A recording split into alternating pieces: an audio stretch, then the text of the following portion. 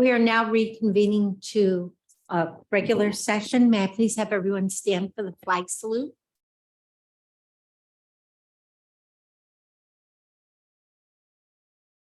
Ready, begin. I pledge allegiance to the flag of the United States of America and to the republic for which it stands, one nation, under God, indivisible, with liberty and justice.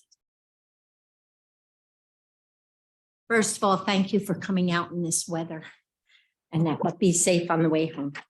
Okay, we have nothing to report out from closed session. Public communication, agenda and non-agenda items.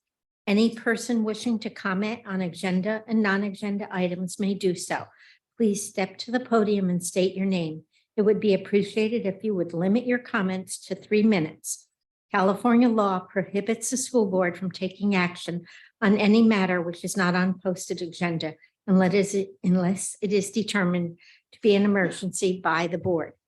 Per board policy BB 9323, individual speakers may be allowed 3 minutes to address the board on each agenda or non-agenda item. The board may limit the total time for public input on each item to 20 minutes. With board consent, the president may increase or decrease the time allowed for public presentation, depending on the topic and the number of persons wishing to be heard. The president may take a poll of speakers for or against a particular issue and may ask that additional persons speak only if they have something new to add.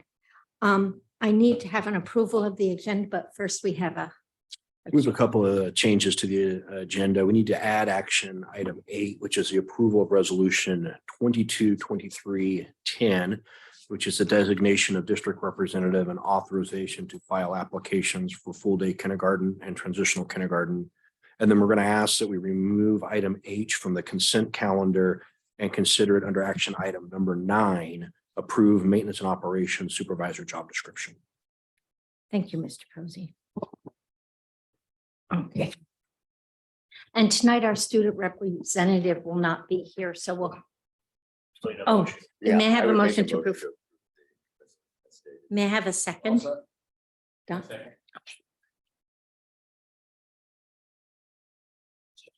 And under information and discussion items? Oh, I'm apologize. Okay, here we go. Mr. Bizarre? Aye. Mrs. Hurst is absent. Mr. Riveras? Aye. Mr. Cabral? Mrs. Conforti votes aye. It's passed 4, 1 absent, 0. Now, information discussion items. Student representative will not be here today. We will hear her report next month. First reading of AR 3512 equipment. There are a long list. Does anybody have questions about that? Or discussion, Mr. Posey? Okay. We have a data talk, facilities and school safety. So Mr. Gonzalez will be presenting the data talk on school safety. Facilities will actually be next month with the master plan. Okay. I would like to know we're changing a little bit on how we do the data talks, and we'll provide you a lot of the backup data in your information item. But what we're going to see on the presentations now are more of an executive summary.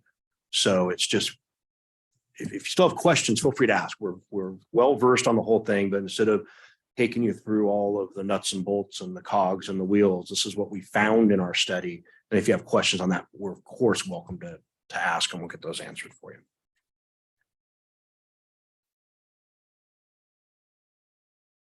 So it's just a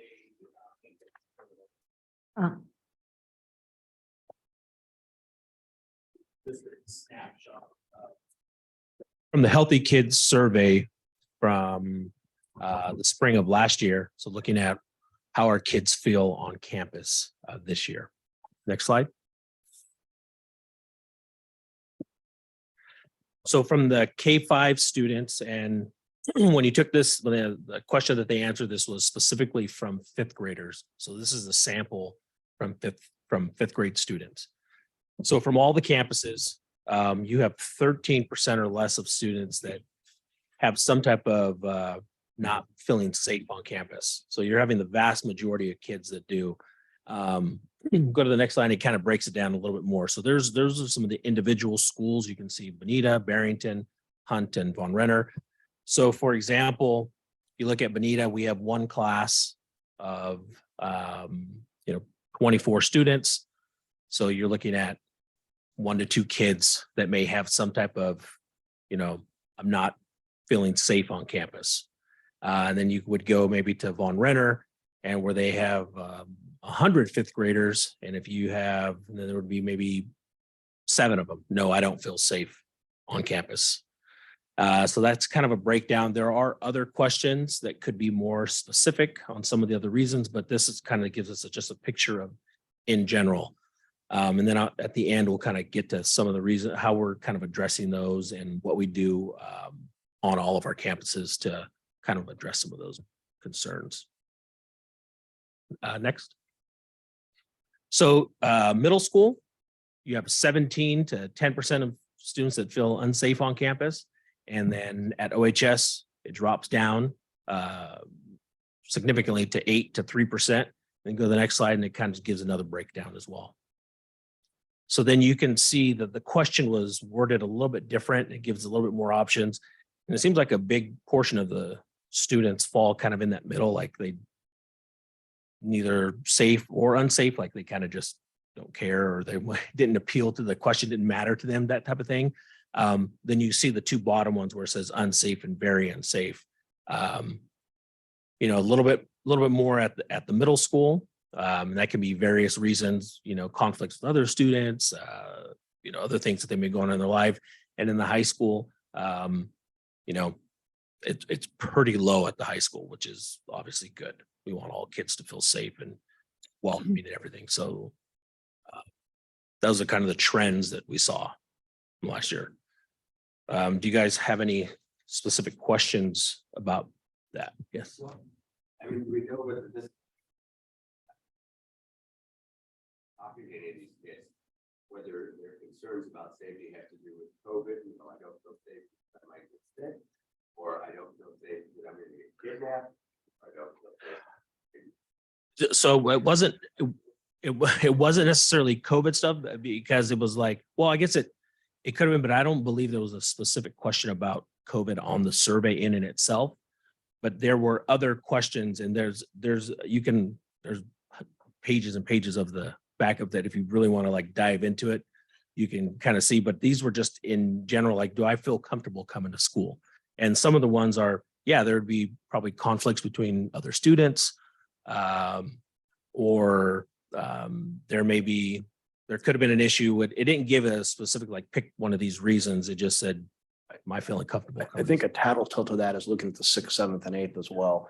The 6th number is double that of the 7th and 8th at Yola, which makes me think it might just be the new school, and then as you get to know the school, you get more comfortable, you get settled in. And do remember, as Mr. Gonzalez pointed out, this is last year's survey of this Selfie Kids survey.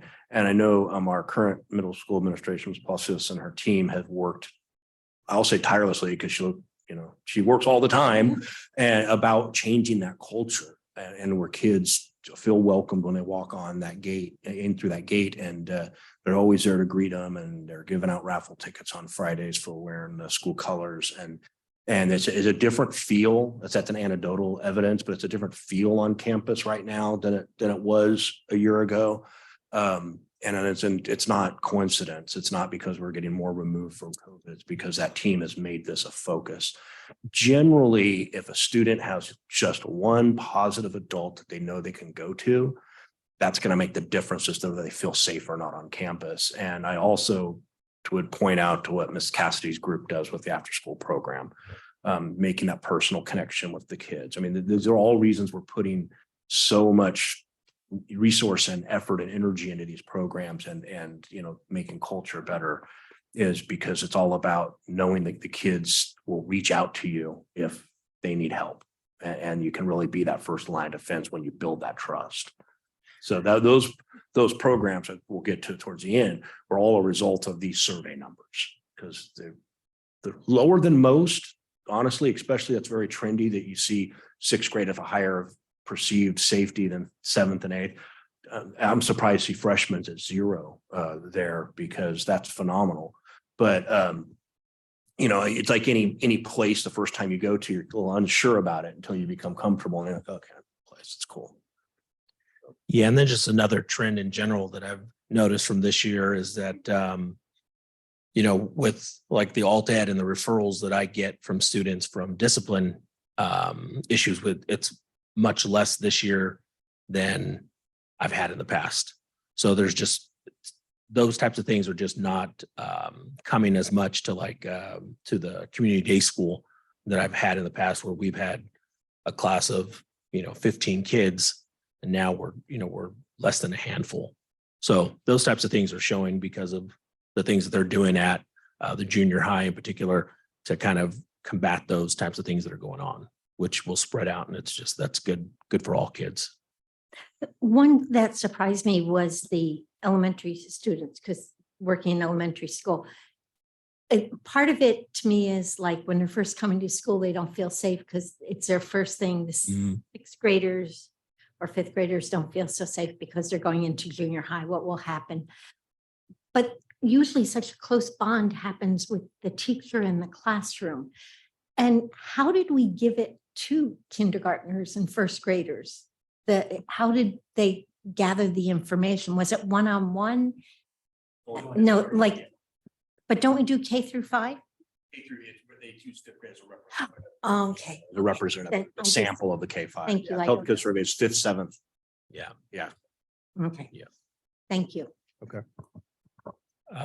Last slide.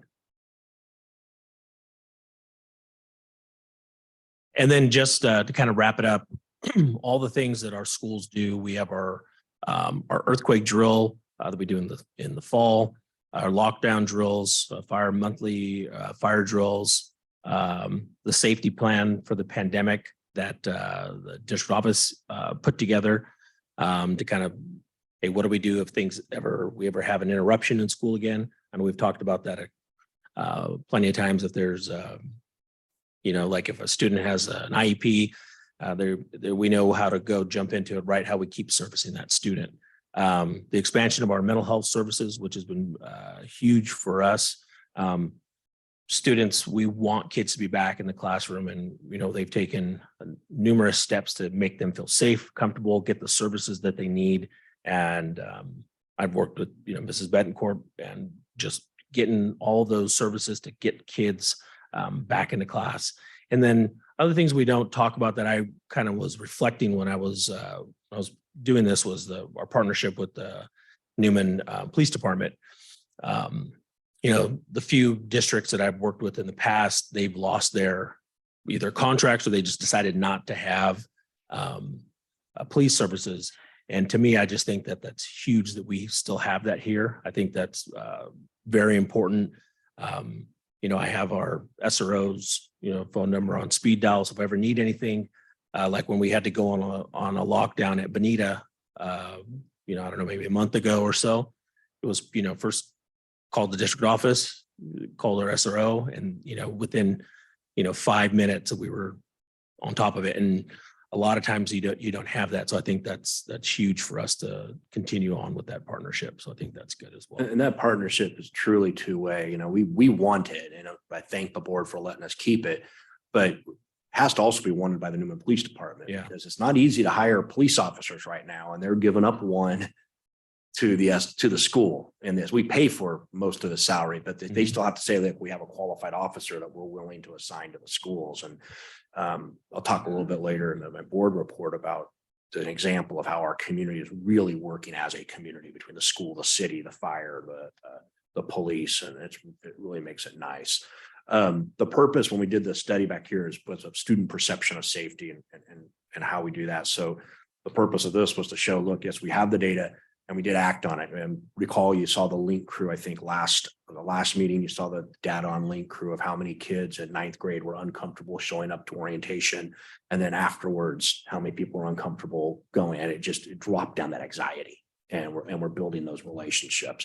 I used examples from the middle school and the high school. The elementary do it every month with their rallies, with their greeting of the students. I'm fortunate to have been outside many of the schools and greet students each morning, and you can certainly see that relationships are being built. And oftentimes, I'll tell you, I think everybody's experienced it. You don't get to finish your shift out there because some student walks up and says, "Can I talk to you?" And off the administrator goes into the office, and I'm like, that's another positive, relationship. And that's another, they felt comfortable talking, and that's just a great opportunity. So I appreciate everybody's work on that.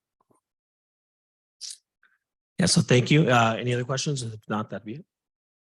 Thank you. Are there any more board questions? No. Thank you, Mr. Gonzalez. Okay, next. We have the data talk on iReady. Tandem. Vargas and Robles are going to present our second diagnostics for iReady. iReady for our new board members is the internal diagnostic system we use to see how students are doing compared to grade level expectations. And what's nice about it, instead of relying on the state results, which I will often say is the autopsy of how we did, because we don't get into, they're no longer in that grade level. This gives us almost real-time data, 48 hours of how the students are doing, and can enable us to individualize and tailor make intervention units for each individual student based on that. And we'll see the results here. Again, you have a lot more data in your backup than we're going to present. Yes. So feel free to ask questions. Edward, can we go to the next slide? Good evening, everybody. Perfect. Okay. All right. So our second diagnostic window was from November. Oh, clicker. I'm not good with it. I'm just going to tell you. Our second diagnostic window was from November 28th to December 22nd.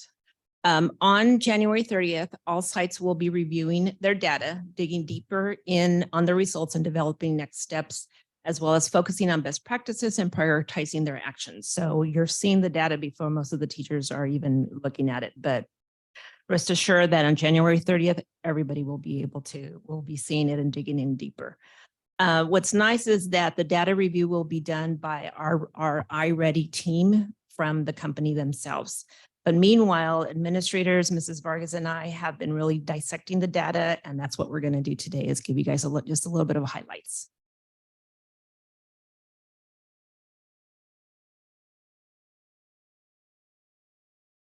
Okay, good evening. I'm going to be covering the elementary, both reading and math. And so when I'm talking about the elementary data, this is just a swipe of all 4 schools. And then I tried to pull out a highlight, something to kind of focus and recognize from each school site.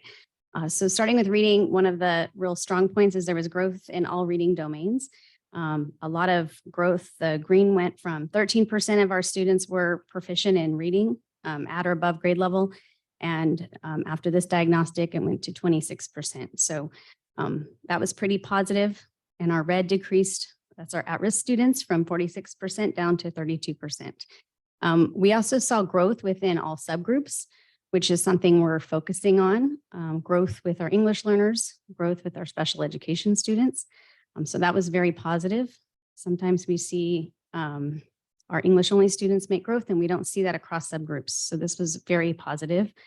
We decreased our red or at-risk students from 48% to 24%. That is pretty amazing, and that's across all elementary sites. When you have 48% that are 1 or 2 grade levels below, it is really tough to attack that. 24%, that is a lot easier for us to kind of focus and manage. It's easier for that to be taken care of in the class at the classroom level and with some of our interventions. So that was very positive. And then 2 highlights. If I can, Ms. Very sorry to interrupt, but I know we all went through an iReady, or 2 of you went through an iReady, and the other 2, we had the iReady team come in. So the diagnostic 1 tests the students where they would be that month of that school year. And diagnostic 2 tests the students where they'd be that month of that school year. So it tests the students where they should be in August, September, maybe, and then where they should be in December. So if they grew the expected amount, they wouldn't change levels because they would have just grown the 2 months, right? So these are 48% that have made up substantial. In this case, it went from more than 1 grade level to 1 grade level. It almost made up a grade level in 2 months. out of a student population that was used to falling behind grade levels. So any change in there, as Vargas is saying, is huge. Even 48 to 40 means 8% of the kids were saved, if you will. They now are workable. To cut it in half to 24%. I kept asking Mrs. Bencourt every day how she wasn't doing cartwheels down the hallway of the DO when I saw this come out. And she goes, I am. I said, well, you're just, my cartwheels have a double handstand spring backflip. Well, whatever, that's cool. So it's a really big number. That is a beyond, you're correct, beyond going from the we can't handle this to the workable. We've really moved 24 kids into striking distance of getting back to grade level. 24%. That's 1 out of 4 kids. You know. Yep. Yes, very exciting. And then 2 site highlights for reading. All 3rd grade at Von Renner went from 19% at grade level to 39%. So again, when we say 40%, I'm rounding it up to 40%. When we say 40%, we're talking that many students are either at grade level or 1 grade level above. That is a significant amount of models and achievement. And that's just across, and 3rd grade typically is where we see our lowest scores. And so that's promising. At Barrington, we saw a 2nd grade class that went from 16% to 43%. And so one of the things that we do when we see something like that is we're all going to look to that teacher and say, what are you doing? And how can we model that?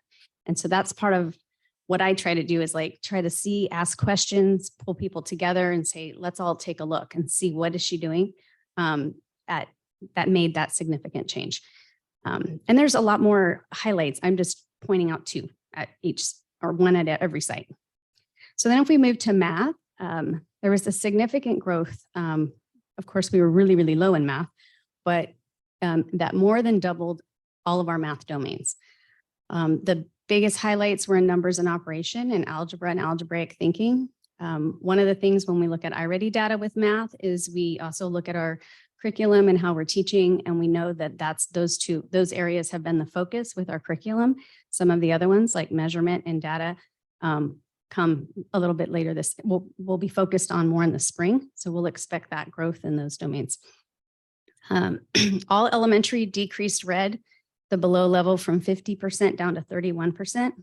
And once again, we can 30%, it's like about 1/3 of our students. It's a little bit more manageable to really hone in on and try to remedy some of those areas. 50% was a little overwhelming for teachers and all of us. So 2 highlights here. Bonita 4th grade class went up from 8% at grade level to 32%. That's very impressive. It's also a brand new teacher. And so, that's another thing. It's like, wow. And so we'll ask her and, what are you doing? And of course, she has the support from her team at that site too. Hunt 3rd grade class went up from 10% to 25%. Once again, 3rd grade is one of the most difficult grade levels to see a lot of growth typically. So that was a positive thing. It was also a new teacher in that Hunt classroom. So, looking at all of our staff, but also just some highlights. So pretty excited. We're encouraged to start the work for the rest of the spring. To see what we can do for the end of year iReady.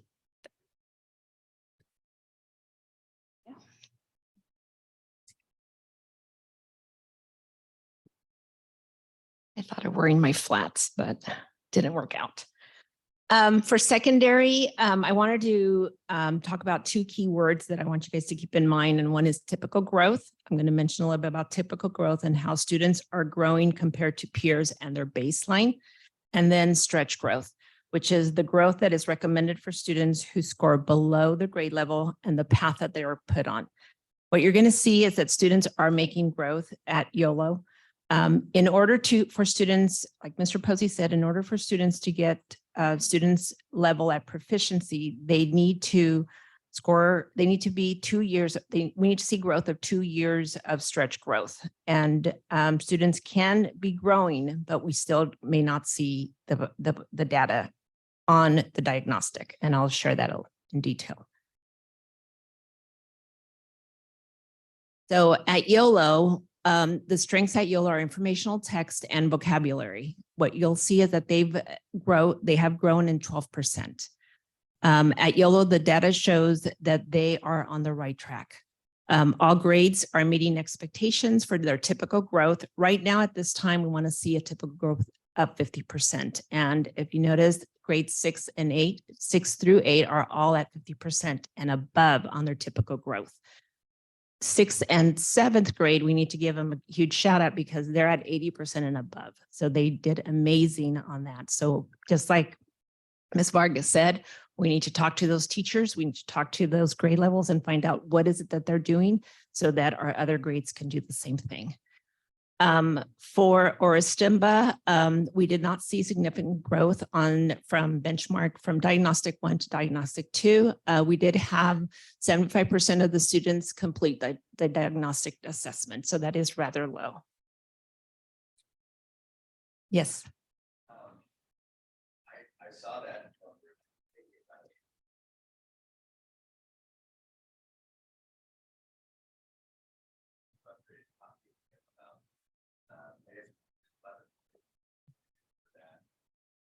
State,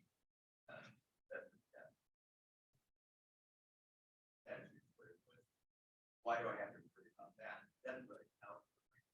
Correct. And I remember arguing. Mhm.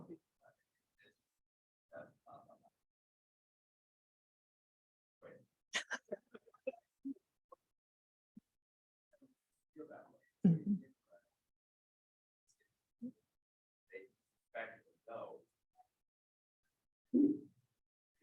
See, some of them, if they have a bad attitude, like my son, aren't going to try.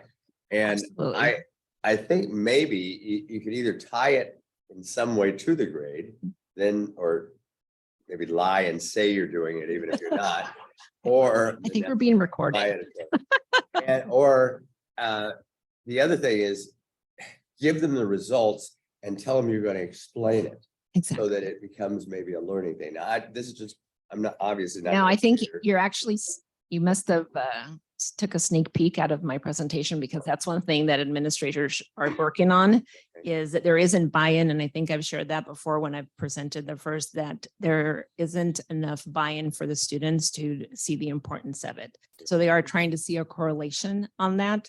One of the conversations that I did have with some students on why this they didn't complete or whatever. They mentioned that they had finals going on. They mentioned that they had other projects because of the timeline. So I know that's not an excuse, but I know that in talking with administration, they are looking at to see how they can best engage students and make it purposeful, just like we do now with, I think we've done an amazing job with LPAC, and for students to be reclassified, we're having those dialogues with students about what it means. That's the same type of practice that we're going to have to embed into Oristimba, as well as even YOLO. We could obviously see better scores, I think, everywhere, but I think that would be the best thing for our students. And like we talked about under the safety issue, it's a culture thing. So if you only go half a slide up, we see YOLO is on track, is on, just half a slide up. You didn't have to change slides. It's on the same slide. Oh, okay. Now go forward one. Go forward one. One more. Told you I'm not good with this No. thing. No, another one. Go forward. I think. Yeah, the same slide. Okay. So up top, YOLO, they're making their progress. In fact, 6th and 7th grade are phenomenally in making their progress. Well, when the 7th graders become 8th graders and 8th graders become 9th graders, we don't have to explain to them the importance of iReady. It'll already be in their academic culture. And so some of it is, your son knew this is something new. We haven't done this before. What's the importance? What is it? That lovely teenage phrase we have, that years where you have to explain everything to them. Well, it's built into their academic culture. It'll be no different than why do I have to go to class? Well, that's what we do.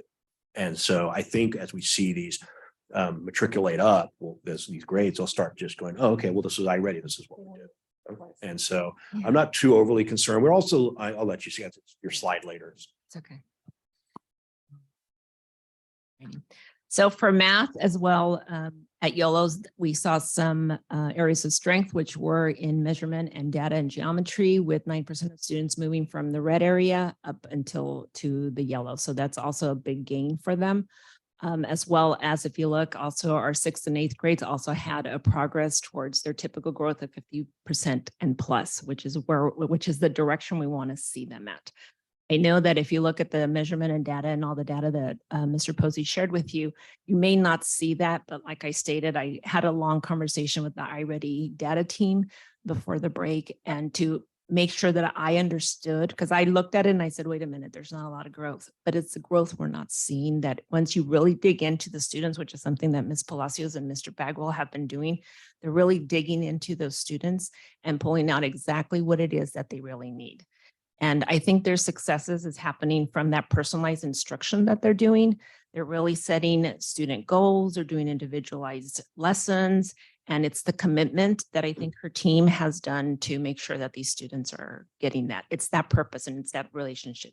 Now at the high school, they're just not there yet. It's not based on administration or anything. It's just the attitude of the students are just a little bit different. So we got to find what that niche is, and that's what we're going to work on, is to find what it is that we can entice them. I don't want to say bribe, but entice them into realizing what the value is if they were to do well on it. And there is a correlation with standards as well, and going into the SBAC. So once their students take the SBAC in 11th grade, that's correct, then they'll start seeing that correlation. And I've had a lot of conversations as well, or just seen with Mr. Powell about the writing.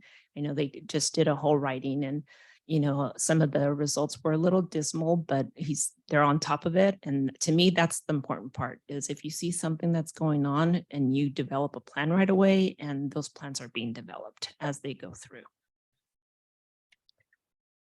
Any questions about this one?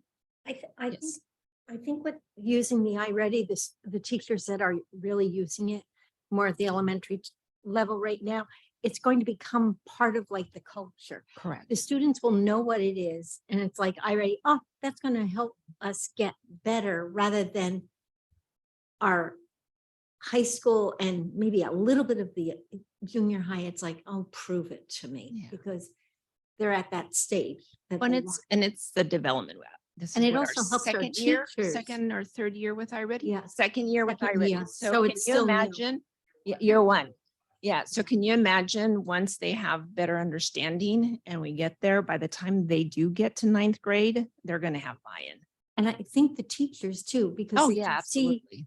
after they're doing it, oh, measurement wasn't what they caught on to in my class. And maybe their neighbor said, oh, I found this would work better, the collaboration between our teachers. And if we go back to the reading one, the informational text and vocabulary, if you remember a few years back, that was one of the goals, that we wanted to build that Yes. vocabulary. And we talked about it for English learners. We talked about it, and look at what the gain has been. Yeah. So if we're starting to build that vocabulary and we really instill that informational text and them reading and being able to regurgitate that, I guess, into writing, I mean, that's powerful right there. Yes. That reading for informational text is really the college skill. Mhm. It's really that, not reading narratives or Exactly. for enjoyment. It's truly the college skill of gleaning information out of text. So that's amazing growth. And we have had conversations to see if that instructional tool really does, I think, support YOLO. With that, we are kind of looking at to see if there's some way that we can bring that into the high school, like during study hall class or whatever. There's just, we're looking at all options to see how we can better support, and maybe that way, that's another way to get buy-in as well. So we are looking at other avenues. And just like I said, this is a revolving, we continue to support our teachers. So on January 30th, we do have that PD that all K-12 teachers are going to get, administrators are going to get, and they're going to really dig deep into their data and then develop next steps. Any questions? I'll say not a lot of it. It all starts with the teachers. We know that. So it's data supports that over every survey ever done, or every study ever done. But one of the things that when we asked the teachers what was holding them back on teaching math, they said, well, the new way of teaching is not bad, but we do still need to teach multiplication tables. We still need to memorize multiplication facts and that, and wish they had the permission to do that. Like we were holding them back from doing that, which we weren't, but we clarified that to them that yes, go for it. And we were hoping they would embrace it. They didn't embrace it. They grabbed the baton and ran with it. And we went in like, I don't vouch for all the principals, nod too. We went in like the next day and they're at multiplication tables doing it, and just seeing the same classes by week 3 could now get through their assignments quicker because the information was memorized in the site multiplication instead of having to do 4 times 3 is, let me count, skip count, that the kids embraced it because the teachers taught it with such energy. And I really do appreciate that thrust they showed us. So, okay, we'll do that. And they did. And I think really the best is yet to come, because when these kids go up, they'll already have those skills in place. And now you can run with the skills that they brought with them. So. Thank you very much. Are there any other questions from board? Okay. Okay. Next is Ela and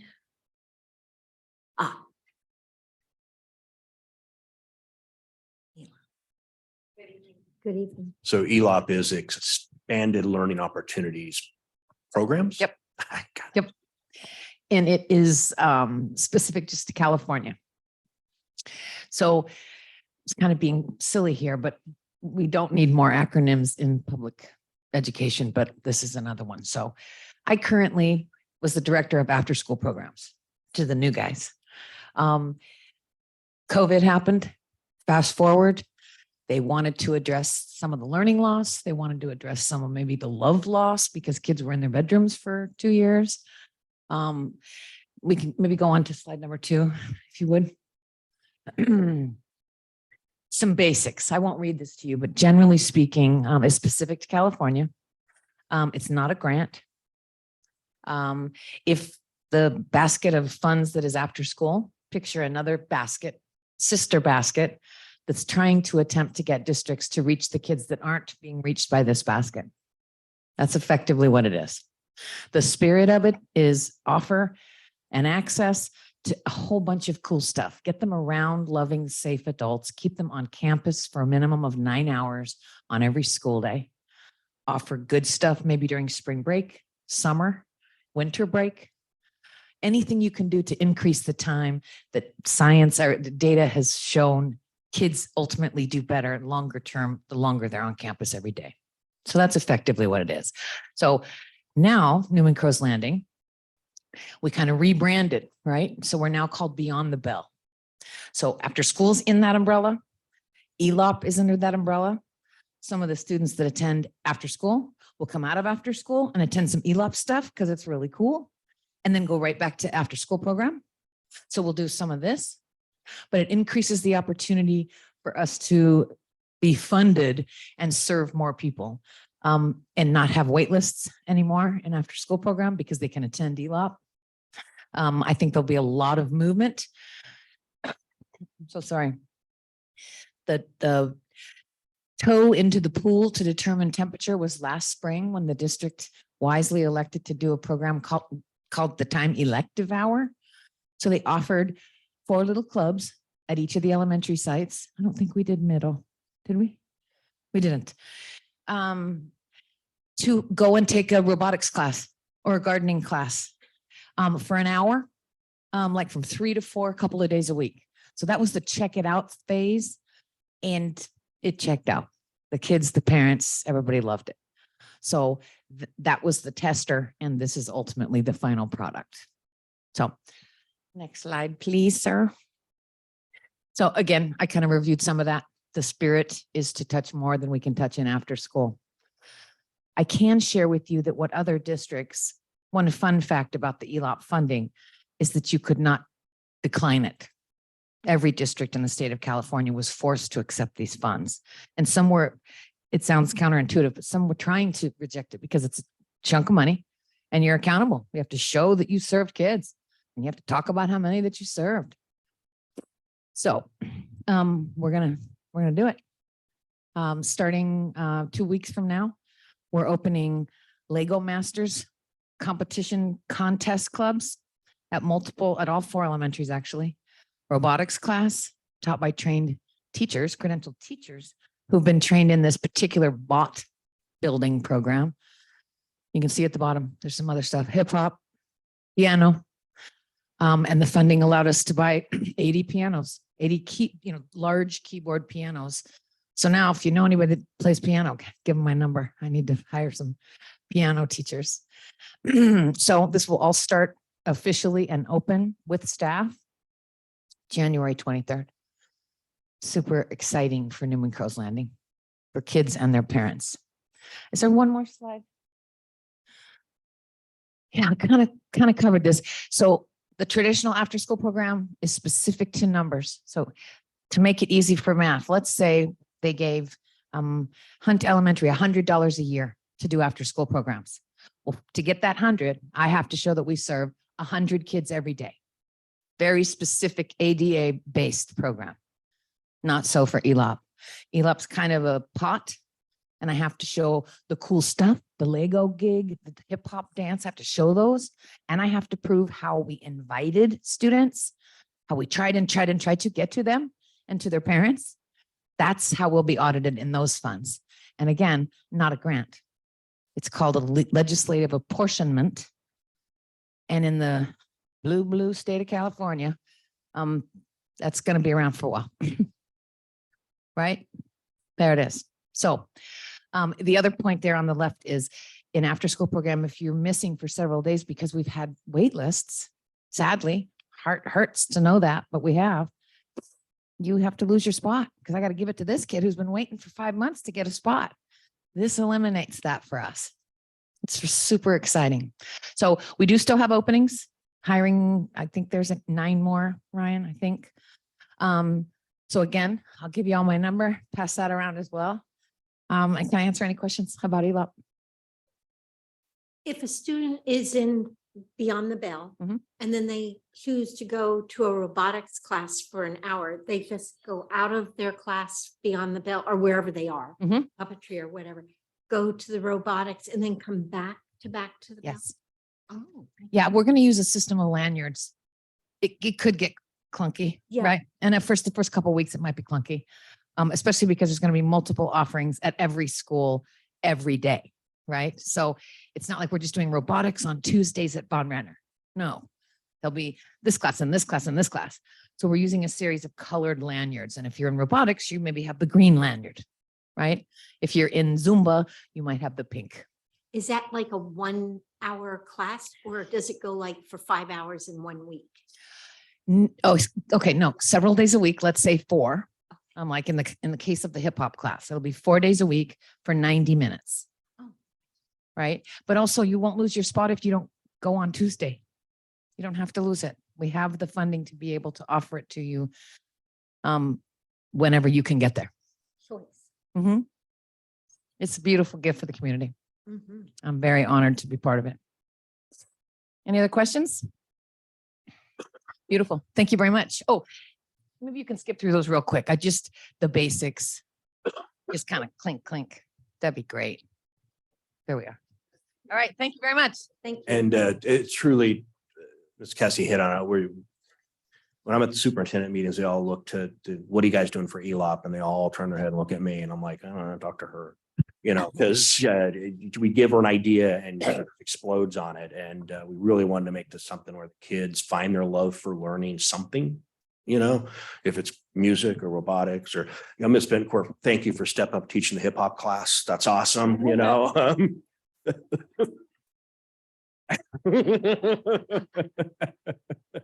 But thank you to Ms. Cassie and her entire team. I think we have some future teacher hires sitting in those programs because a lot of them are studying to be teachers and they're So doing we a can great job. come and participate then. Okay. Yeah, we have a picture of you on the floor reading with them Thank once. I crawl on the floor all the time.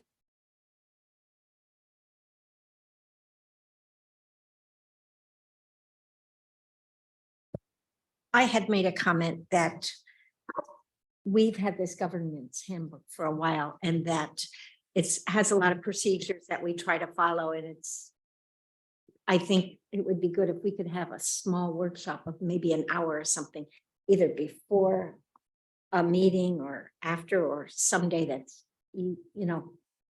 applicable to all 5 of us. But I think it would be easy because I outline things all the time. We'd be willing to do that before a meeting would be the best time to do it, or we can pick another day and just do it individual of it. If we do it before a meeting, we promise to keep closed session smaller so that Yeah. and not, But I think it's something if we we've been around it for a long time. And just that we can, if you have questions or we're attacking a little bit differently, maybe you have a new idea. But so maybe we can get together and make a date, time. So maybe 4:30, the next board meeting, and then we'll go 4:30, 5:30 is a workshop. And then 5:36 is a closed session. That'd be That work? February 13th, Yeah. 4:30 to 5:30. Yeah, 4:30 to 5. Yeah, how are What's you? that? They won't vote on it tonight. Going somewhere. Well, Well, yeah, so Ms. Conforti, is that? Are we belaying the vote on it tonight then to after the workshop, or is the workshop just to review the? I think the workshop for me would be a review, but I Just a don't know review. about our two more. Okay, so we'll still vote on it tonight, but then we'll have another workshop to review So, what it says. okay, Perfect. yeah, Are there any changes or suggestions to it as you look through it for this? I went No. through and made notes, but did you? Perfect. So I think we could vote, or do you want to Okay, postpone the it's vote? An action, okay.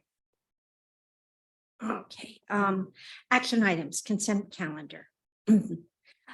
Consent calendar items are routine in nature and usually do not require board discussion. Individual items may be removed by board members and presented for discussion and separate action. The consent calendar will be adopted by a roll call vote. H is being moved, right? Yes. Yes. The I H need has a been pulled motion. as like action item. So I need a motion to move that? Are we okay? Just a motion for the consent calendar. Okay. May I have a motion for the consent calendar to be approved? I'll make the second. I'll second. Okay. Mr. Bizarre, Aye. Mrs. Hurst is absent. Mr. Rivers. Aye. Mr. Copper Aye. and Mrs. Conforti votes aye. It's passed 4-0, one absent. Approval of school accountability report cards, sorry, reports 2002. Mrs. Betancourt? No. Just a kind of a little overview for our newer board members too. The SARCs are every year, they have to be posted on our website by February 1st. And it's basically an overview of data, facilities, teachers, credentialing, all of that. It's basically a report card on each school. So all of the schools have submitted their SARCs and they go to you for approval. And then they're posted on the website by February 1st. It's all schools in the state of California. Okay, so I'll make that motion. may I I'll have a, second. Mr. Bizarre? Aye. Mrs. Hurst is absent. Mr. Rivers. Aye. Mr. Cabral Aye. and Mrs. Conforti votes aye. 4-0, one absent. Approval of certificated management salary schedule 21-22. This will be necessary due to Due a to- change in the job description instead of. Right. Or addition to the job description instead of. May I have a motion for that? I'll make a motion. I'll second.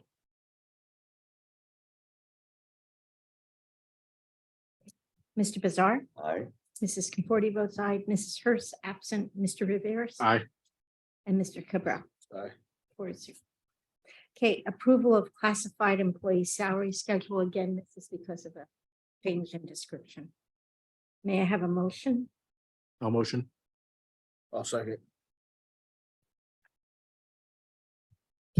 Mr. Bizarre, Aye. Mrs. Conforti votes aye, Mrs. Hurst absent, Mr. Rivers. Aye. Mr. Cabral. Aye.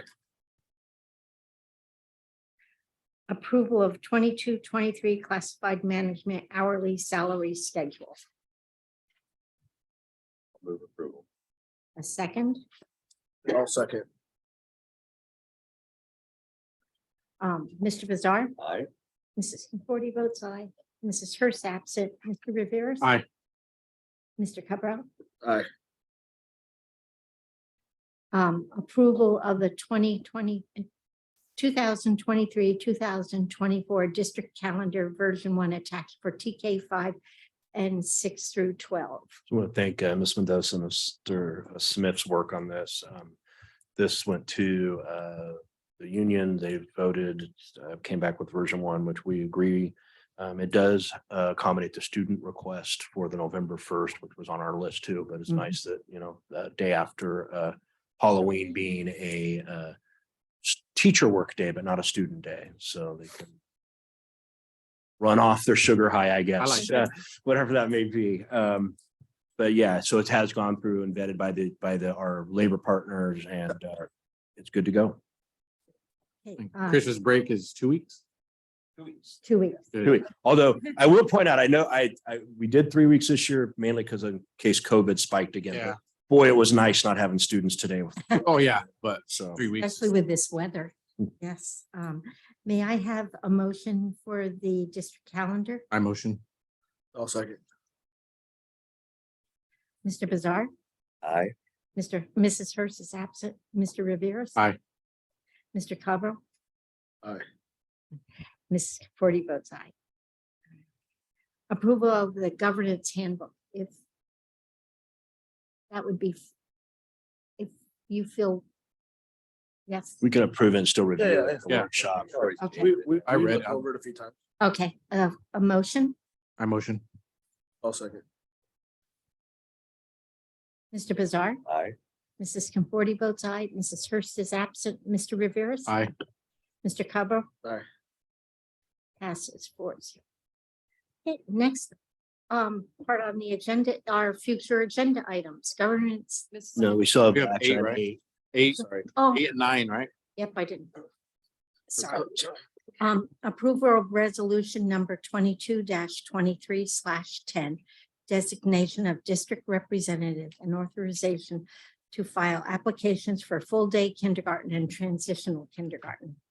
May I have a motion? Or no, does Mrs. Beck, motion, nobody needs to explain. Okay, a motion I would make a motion approving that language. that I just said? I second.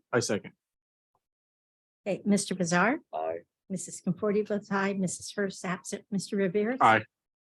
Mr. Cabral. Right. 4-0.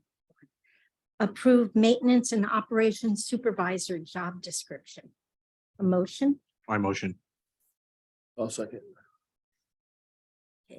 Mr. Bizarre, Aye. Mrs. Conforti votes aye, Mrs. Hurst is absent, Mr. Rivera. Aye. Mr. Cabral. Aye. 4-0. There we go. Future agenda items, we have the governor's budget release.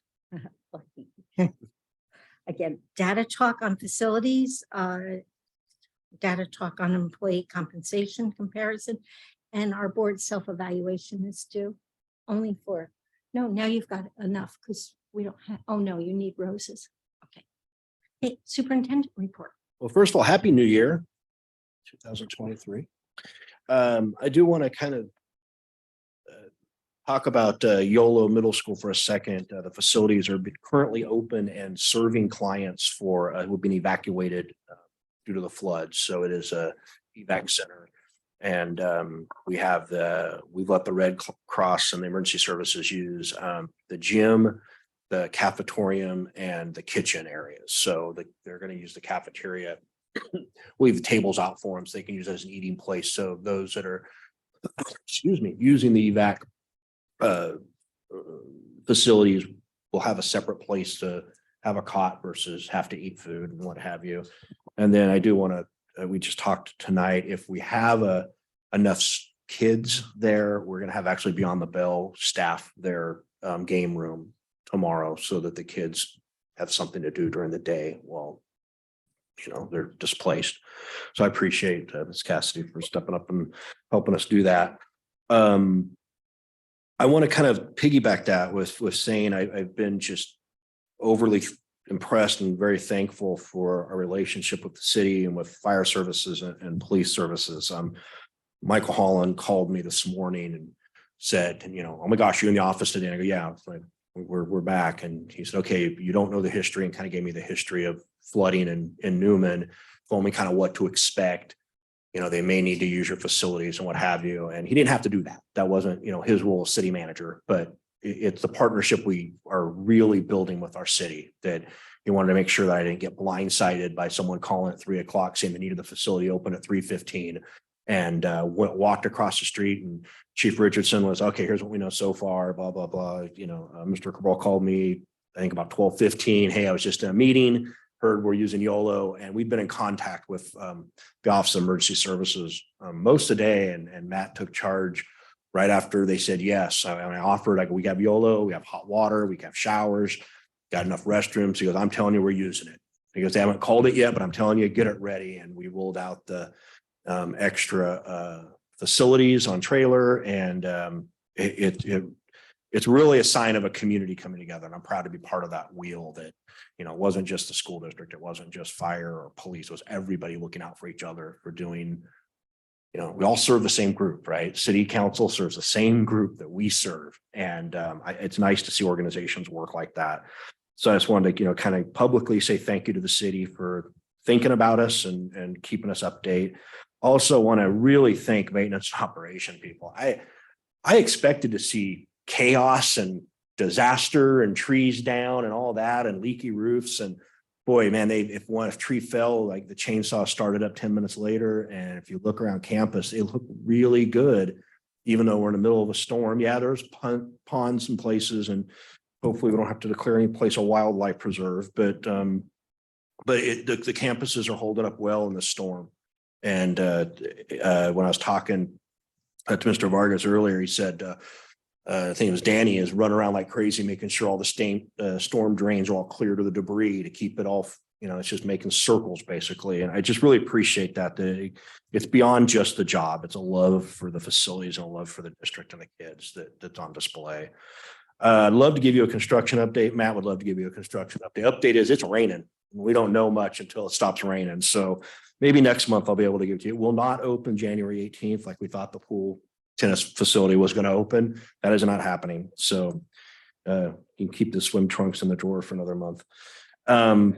Also, Ms. Bencourt is working with Gustine. I asked her to check in with Patterson too, to bring out a speaker, an expert on the fentanyl issue, and have a town hall meeting.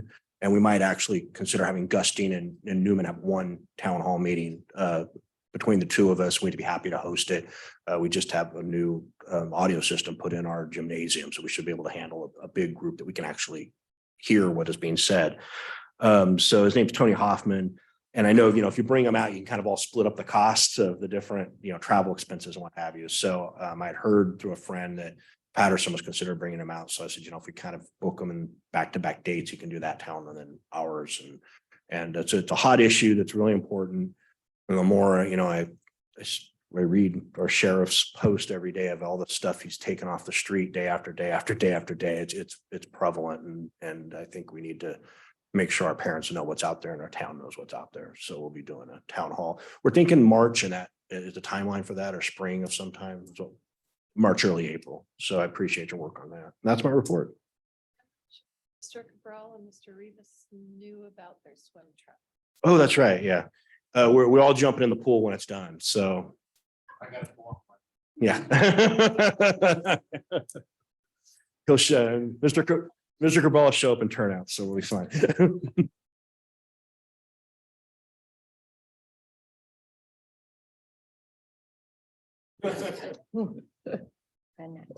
And you did say for tennis, probably work with Gustine to Last year, we worked with the City of Gustine very well to get us practice time and worked around. maybe their games high possibly school. too. Yeah, because What we'll do if the games, if it gets into that, is we'll just move all of our games to you play everybody and then you go back, play everybody again. So we'll just go away the first half and home the second half. okay. The league is usually pretty good at working about that. Mr. Bizarre? Well, I don't really have anything. I just welcome everybody back, and I don't think everybody is back yet. This is part of that, extra long Christmas, New Year's break we have this year, which, as now that I have some college students home, seems too long. But that doesn't have anything to do with Orriston or the school district. That's it. Mr. Rivas? I don't have anything but the winter program for elementary. I've seen videos. The kids did great. I love seeing that. My son enjoyed singing. He still sings to this now. Santa was really good this year. Good job on Santa. Okay. Like Tim said, Christmas break, I think I'm going to the store twice a day to get more food because these kids eat. So school's next week. Excited. Free food. Yeah. I don't have nothing really of importance except for it's the weather's outside. It's gonna be raining for all week. Everything's pretty much flooded. If you need us, I'll see you at 2 a.m. Be careful driving home. And thank you for coming. This is a hard night, but thank you I hope you had a day off at least for yourselves. And now we're on the long run. It's almost halfway through school pretty soon. Thank you very much. Have a good day. May I have a motion to adjourn and a second? 7. We're usually pretty good.